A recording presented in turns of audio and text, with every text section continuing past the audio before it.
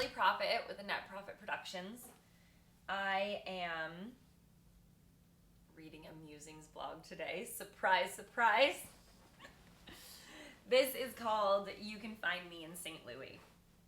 I originally published this on April 5th, 2016. It's my grandma's birthday. But yeah, I'm reading it now. Whatever now is for you. You can find me in St. Louis, where the gunplay ring all day. Some got jobs and some sell yay. Others just smoke and fuck all day. I promise you, with my vocal talents, not to sing and not to rap on my vlog. So I think that's the most you're gonna have to endure. I have spent one night in St. Louis, Missouri, and it happened to be the first Ferguson Riots. I have this theory that however something begins is the foreshadowing of its existence, which my friendship with Dr. Domeny provides every time we interact. I was in the middle of a soul-searching road trip with little interaction, more importantly, nor belief in, fear-mongering American news, as I rolled into the city to find a hotel room for the night.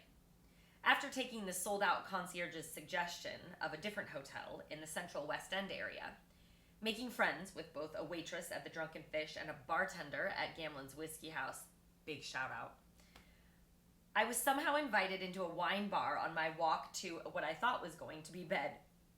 It was here that I met Dr. Domeny and his friends, including a girl who unknowingly brought me into their discussion. Hold please. I don't know if it was unknowingly. I feel like she knowingly brought me into it, but was expecting me to agree with her. I think that's where we went wrong. Was she expected me to agree with her, and then I think I surprised her.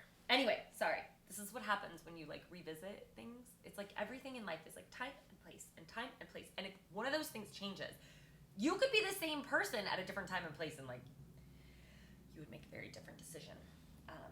Don't we all know that? Anyway, the group was in righteous agreement with one another's beliefs about the riots happening less than 10 miles from us, that the poor were victims, and if someone disagreed with their liberal views, then the aim was set to make that person feel a heartless bastard. I was not only clueless to these events, which by this time were now a nationwide subject, but I definitely didn't realize my whereabouts had placed me just down the road from them. Thank God my mommy didn't know where I was. I still do that. I'm in my 30s. I still do that. If I know I'm in some shit, I don't tell mom or dad until it's been until I'm easily safe, and it's been a while. Do we ever grow out of that?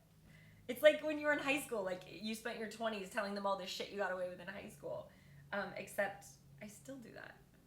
Is that something I need a therapist for? I don't know. Anyway, sorry.